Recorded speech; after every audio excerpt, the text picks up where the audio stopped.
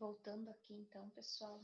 Nossa, me assustei com o horário, porque eu achei que os nossos slides ia dar os 40 minutos, ia sobrar tempo. E me assustei porque falei 6 slides e já o nosso tempo terminou. Mas voltando aqui então, deixa eu compartilhar novamente aqui a tela com vocês, tá? Onde nós paramos com a numeração das sondas de aspiração. São os calibres, né, pessoal, que nós temos então, que a 6 é o nosso menor calibre e vai até o 24, que é a maior sonda que nós temos, e ela é mais ou menos, pessoal, assim, da grossura, assim, do meu dedinho, mais ou menos um pouco menor, tá? A 24, tá bom? A número 6, 6 e 8 usada para aspiração de recém-nascidos, tá? E aí, conforme o tamanho da criança, do paciente, vai aumentando a nossa numeração. Vamos lá então, pessoal. Sonda de aspiração de calibre adequado, luva de procedimento e luva plástica estéreo, ou a luva estéreo, tá? Por baixo da luva plástica, pessoal, vocês sempre vão estar usando a luva de procedimento. Então, no pedido assim, por exemplo, quais os materiais necessários, né? Vocês vão considerar a luva estéreo para fazer a aspiração, tá? Porque é um procedimento estéreo. Então, vamos precisar do aspirador, gás estéreo, tesoura, desculpem aí, pessoal, mas ficou no slide 2 vezes aspirador, tá? É um aspirador só que nós vamos precisar, não 2, tá bom? Os EPIs, avental, goro, máscara e óculos. Então, esses são os EPIs indispensáveis para o nosso procedimento de aspiração. Também uma bandeja, que é onde a gente vai colocar o material, né, pessoal? Nunca, em nenhuma técnica, nenhum procedimento, leve seus materiais na mão, tá? Para isso, a gente tem as bandejas, para serem arrumados e para serem colocados esses materiais dentro. Nunca na mão, mesmo que seja somente uma injeção, mesmo que seja somente uma atadura, somente um pacote de gaze, leva-se sempre na bandeja. E ampolas de soro fisiológico ou água destilada, que vai ser usado para se lavar o circuito. Então, pessoal, esses são os materiais básicos que vão ser necessários para se realizar a aspiração do paciente, certo? Vamos lá. Pré-execução. Prepare todo o material necessário em uma bandeja, tá? Avaliar o tamanho necessário da sonda de aspiração. Como é que você vai saber qual que é a sonda que você vai usar? Depende do tamanho do paciente, tá? Se for um recém-nascido, você já sabe que vai precisar 6 ou a 8, né? Porque recém-nascido é pequenininho, então precisa a sonda menor que tem. Se for um paciente adulto, um paciente grande, né, com uma estrutura grande, você vai poder usar um 18, um 20, um 24. Então, depende da espessão, né, da secreção. Se você sabe que esse paciente tem uma secreção muito espessa, tem uma quantidade muito grande, um volume grande, você vai usar uma sonda maior, tá? Então, pessoal, você vai avaliar o tamanho da sonda conforme é o tamanho do seu paciente.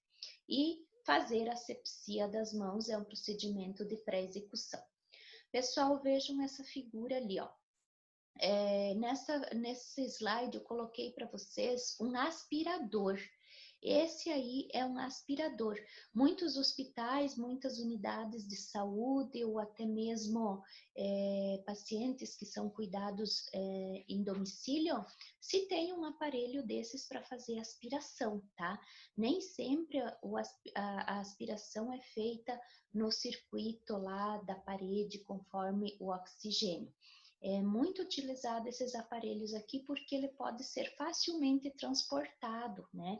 Hoje você usa ele num paciente, você higieniza, lava, guarda ele, amanhã, se necessário, você pode estar usando ele com um outro paciente, né? Então, geralmente é feito isso, eles são assim, ele é leve e prático de ser transportado, de um lugar para outro, né? Dentro de um hospital, dentro de uma unidade, onde você for fazer uso. Pessoal, eu creio que vocês tenham percebido assim, ó, que os meus slides são bastante carregados de imagens, tá? Mas como vocês sabem, assim, ó, que eu gosto de levar muito material, estar levando, vocês viram que desde o nosso primeiro módulo, desde das fichas, das folhas de anotação, eu levava para vocês conhecer como que é. Então, aqui também, se nós estivéssemos em sala de aula, tudo que eu conseguisse levar para lá para vocês conhecer, pegar na mão, manusear, ver como que é, eu iria estar levando. Como nós estamos tendo essas aulas à distância, então eu coloco figuras, pessoal. E possam ter certeza, assim, ó, que eu sempre vou aproximar o mais possível do real, para vocês verem que na figura realmente é o que vocês vão encontrar depois lá no campo de estágio de vocês, tá bom?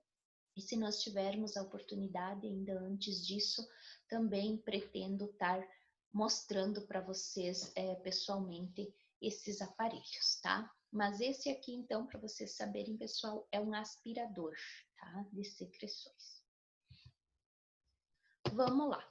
Vamos passar, então, para a técnica. Como que se deve fazer a aspiração?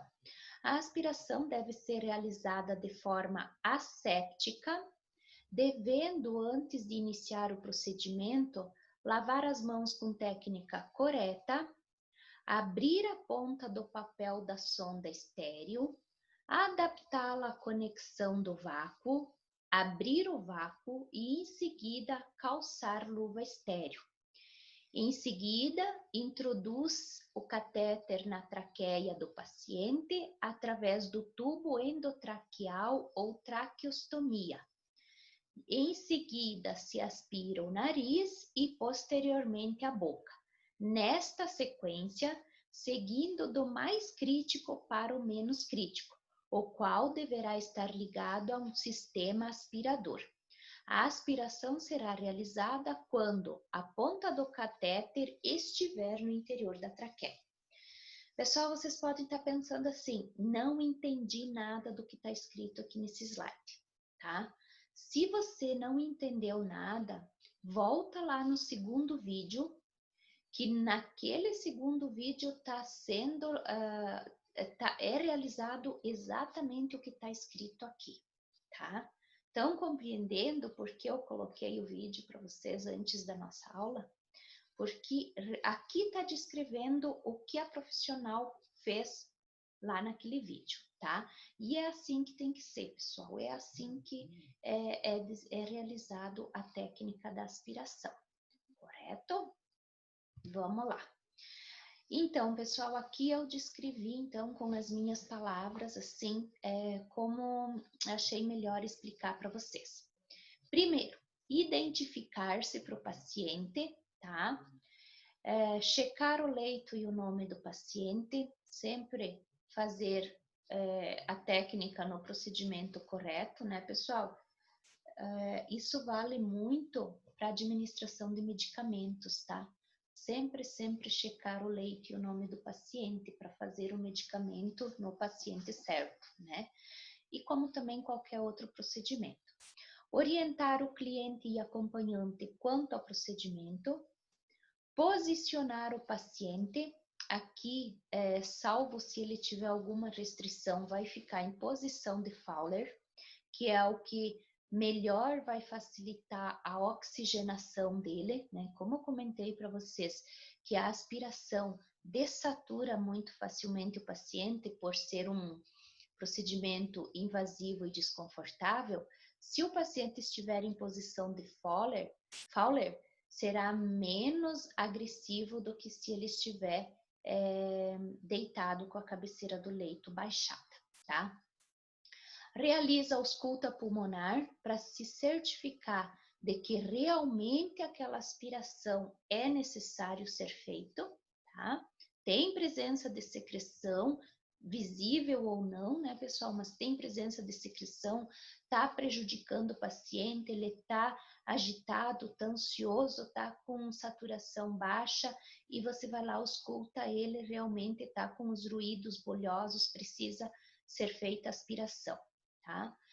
Então, você vai calçar tuas luvas estéreis, conectar a sonda ao aspirador sem contaminar. Então, geralmente, pessoal, na aspiração você vai manter uma mão estéril e a outra somente com luva de procedimento, tá?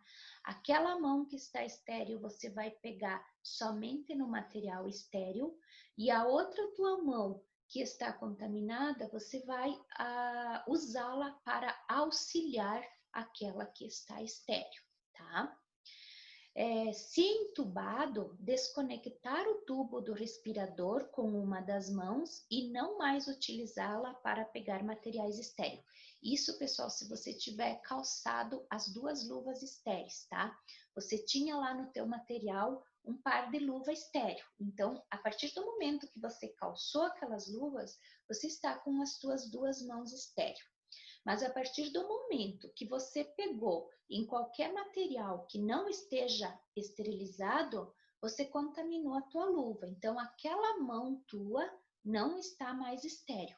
E vocês priorizem sempre que fique esterilizada a tua mão dominante, tá? Que é com aquela mão que você vai realizar o procedimento. Se você é destro, você vai manter a tua mão direita esterilizada. Se você não for, né, você vai manter a tua mão esquerda esterilizada. Você vai sempre manter a tua mão dominante esterilizada, tá bom? E aqui, então, pessoal, se você não calçou a luva estéril, você simplesmente calçou a luva de procedimento, e você tinha aquela luva plástica que mostrou lá no vídeo, que ela também é estéril, você vai somente calçá-la na tua mão dominante e aquela mão você vai manter ela estéril, pegando, tocando somente no teu material esterilizado, ok? Vamos lá. Introduzir a sonda de aspiração sem sucção, apertá-la com a mão para tampar o orifício presente no final da sonda. Então, viram, perceberam também lá no vídeo que quando a gente introduz a sonda, pessoal, você interrompe a sucção. Por quê? Para não lesionar a traqueia, para não lesionar a mucosa nasal, oral, tá? Ela não deve entrar sugando. Você introduz a sonda com a sucção interrompida e somente quando você estiver pronto para puxá-la de volta é que você vai liberar a aspiração da tua sonda. Retirar a sonda com movimentos circulares, aspirando as secreções. Então, você vai tirar a sonda fazendo um movimento circular. Por quê? Porque o movimento circular, ele vai te auxiliar na remoção da secreção. Ele ajuda com que a secreção que está ali se desprenda da cavidade, da traqueia, para ser aspirada pela tua sonda, tá? Reconectar o tubo ao ventilador, se necessário instilar algumas gotas de soro fisiológico, de modo a umidificar as secreções, caso estejam espessas. Então, pessoal, esse método, esse procedimento, a gente faz de forma auxiliar. Quando você tem uma secreção que ela está muito espessa, muito aderida, e que você aspira e não consegue removê-la, você pode introduzir com uma seringa alguns ml de soro fisiológico, ou dentro do tubo, ou na traqueostomia, ou até mesmo na cavidade nasal. Mas, pessoal, como vocês viram lá no vídeo, no primeiro vídeo, isso não é recomendado para que seja feita rotineiramente. A cada aspiração você vai lá introduzir o soro. Isso não é recomendado e também não é comprovada a sua eficácia, né? Até porque se o paciente aspirar esse soro fisiológico, ele for para o pulmão, pode causar complicações como também pneumonia, tá bom? Então, se for necessário, se tiver muito difícil, se realmente ajudar a tirar, em algumas aspirações você pode estar fazendo uso, mas não rotineiramente, tá? Realizar a ausculta, se você conseguiu desobstruir, se você conseguiu efetividade do teu procedimento, né? Sempre essa segunda ausculta aqui deve estar melhor do que a primeira vez que você auscultou antes de realizar o procedimento. Repetir o procedimento se necessário, né?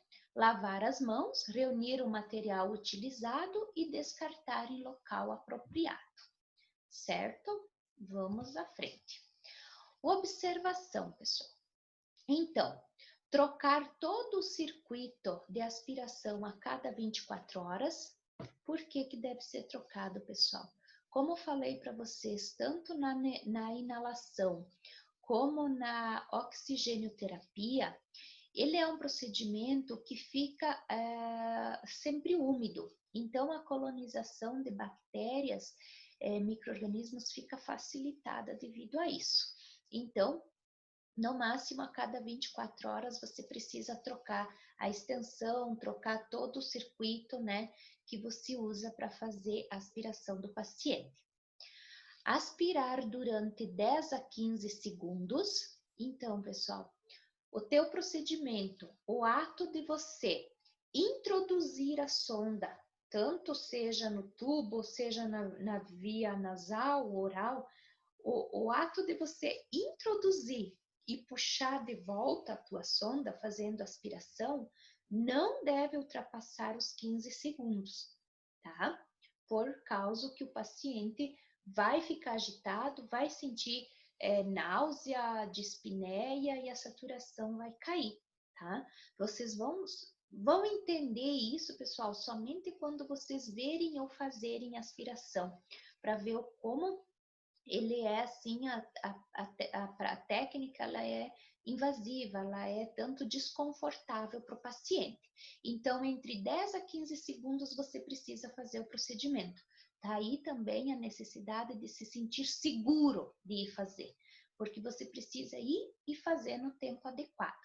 E dar intervalos de no mínimo 30 segundos entre uma aspiração e outra.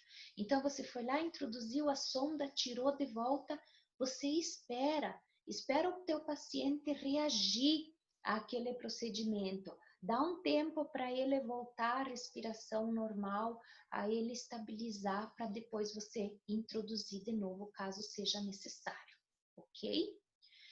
Importante estimular a tosse do paciente. Então, sempre que possível, pessoal, orientar, fazer com que o paciente tenha o estímulo da tosse, porque com tosse ele vai conseguir expelir mais facilmente a secreção, mesmo que ele não consiga botar para fora. Mas se tiver na boca, na cavidade oral, a aspiração já vai ser mais tranquila, ele não vai sentir tanto desconforto para aspirar se você precisar aspirar somente a boca dele. Introduzir a sonda de aspiração de 8 a 10 centímetros, né? Então, tu precisa ter uma noção também de comprimento, né?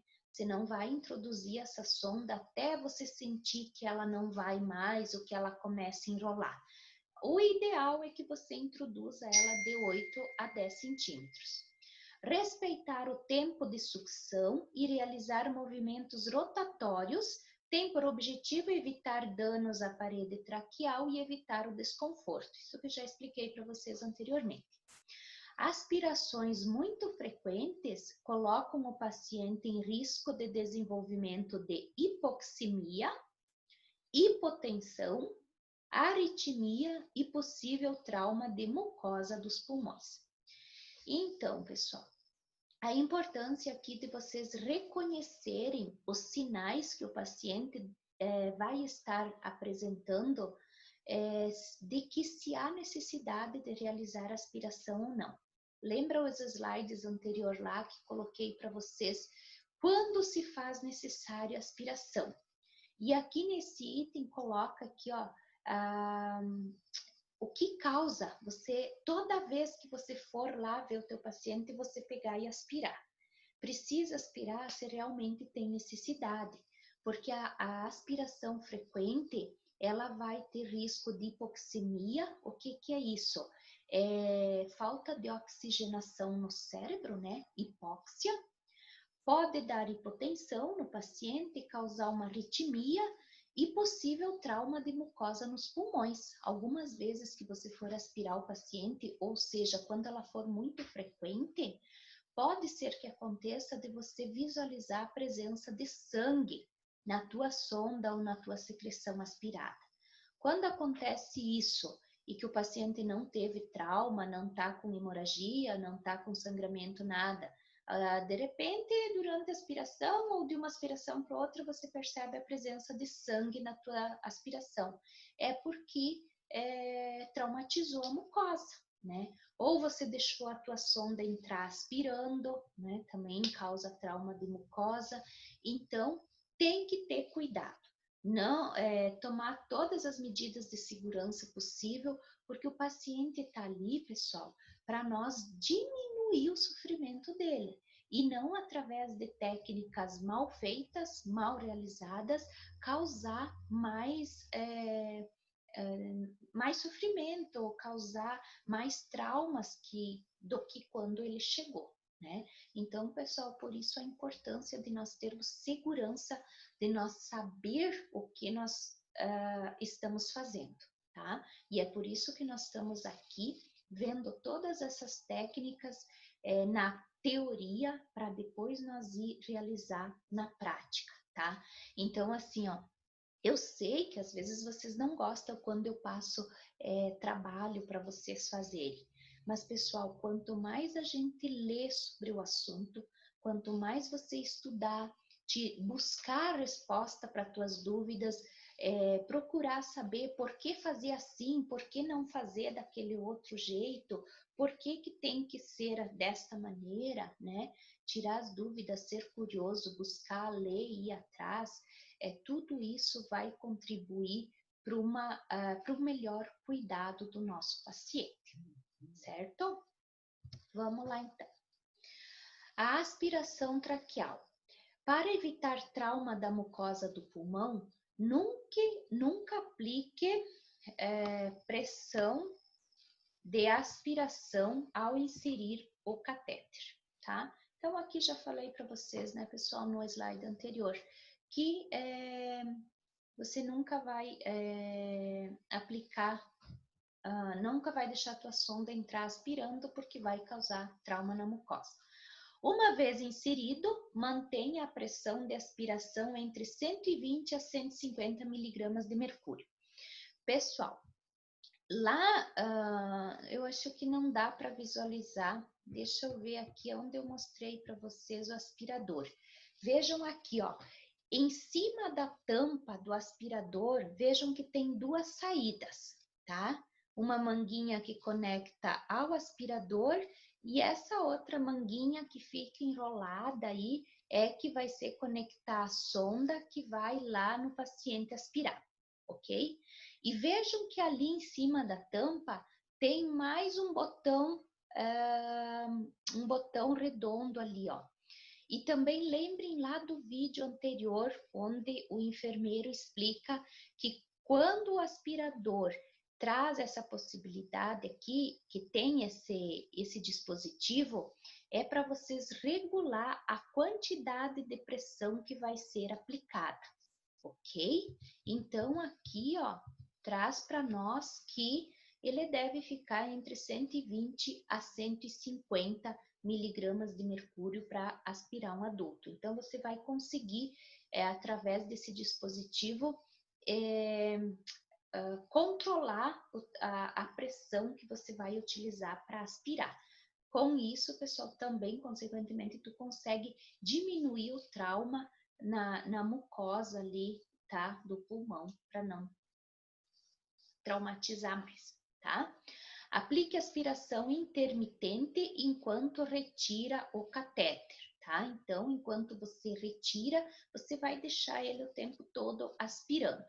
E a rotação do catéter aumentará a remoção de secreção que aderiram nas laterais do tubo traqueal. Aqui, quando você vai aspirar um tubo, né, pessoal, do paciente entubado, então quando você faz a rotação do catéter, ele vai ajudar com que aquela secreção que está aderida ali se desprenda e venha na sucção da aspiração, ok? Aqui, pessoal, eu trouxe uma curiosidade, na verdade, para vocês. Pode ser até alguma questão que rotineiramente cai em concurso público, né? Aonde colocam assim se técnico de enfermagem pode ou não pode, o que é privativo do enfermeiro, o que o técnico pode fazer.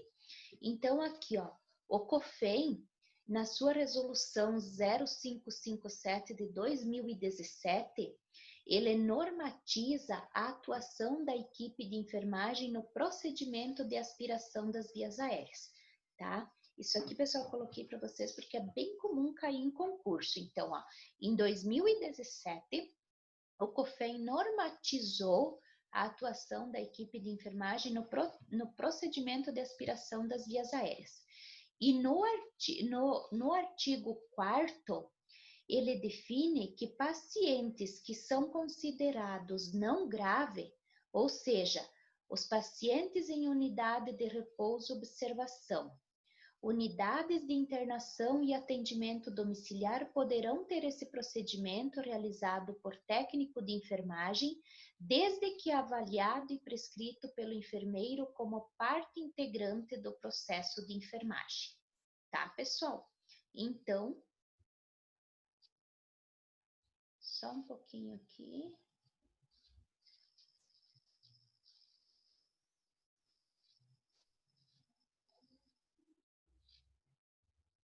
Só um pouquinho, pessoal, que eu preciso conectar o meu Note aqui na luz, porque senão ele vai se desligar.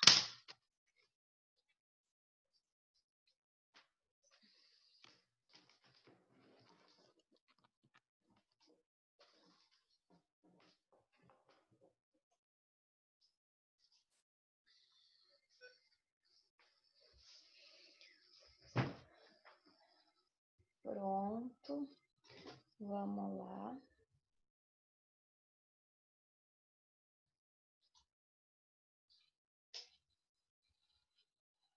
Pronto, pessoal, tive que conectar aqui o meu Note na luz, porque senão ele ia desligar. Vamos voltar lá então, compartilhar a tela com vocês. Aqui então, pronto. Então aqui, ó, no artigo 4, quem são os pacientes considerados não grave? São aqueles que estão em unidade de repouso ou observação, né? Ou então, unidades de internação e atendimento domiciliar. Poderão ter esse procedimento realizado por técnico de enfermagem, desde que avaliado e prescrito pelo enfermeiro como parte integrante do processo de enfermagem. Então, o COFEM, através desta lei, define que nestes casos os técnicos podem fazer aspiração do paciente, né? Aspiração não é um procedimento privativo do enfermeiro, desde que o paciente não esteja em condições graves. Tá? Vamos lá. Nosso último slide.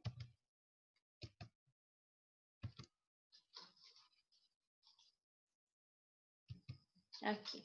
E no artigo 5º, então, o COFEM nos diz que os pacientes crônicos em uso de traqueostomia de longa permanência ou definitiva em ambiente hospitalar, de forma ambulatorial ou atendimento domiciliar, poderão ter suas vias aéreas aspiradas pelo técnico de enfermagem, desde que devidamente avaliado e prescrito pelo enfermeiro como parte integrante do processo de enfermagem, tá, pessoal? Então, quando vocês se depararem com essas questões, ou alguém questionar vocês, mas técnico de enfermagem pode aspirar paciente? Pode e deve, desde que o paciente não seja considerado um paciente crítico, um paciente em estado grave, e desde que seja supervisionado por um enfermeiro, né? Desde que o enfermeiro delegar a vocês que vocês podem realizar o procedimento, né? Vocês poderão estar sim fazendo a aspiração do paciente. Ok, pessoal? Então, o que eu tinha para falar para vocês sobre aspiração era isso. Espero que vocês estejam compreendido, que vocês estejam conseguindo captar aquilo que eu tentei repassar para vocês. Não fiquem estressados, preocupados, que vocês não vão conseguir, porque vocês vão tirar de letra quando chegar a hora de realizar o procedimento. E fiquem tranquilos, que o que parece nesse momento ser muito difícil é mais um procedimento rotineiro que a gente faz no dia a dia dentro de um hospital, dentro de uma unidade de saúde, seja num home care, num atendimento domiciliar ou em tantas outras situações onde vocês irão estar desenvolvendo as atividades de vocês. Tá bom, pessoal? Qualquer dúvida, me mandem mensagem, me perguntem. Tenham todos um bom estudo, uma boa semana e um beijo grande a todos, ok? Até nossa próxima aula à tarde.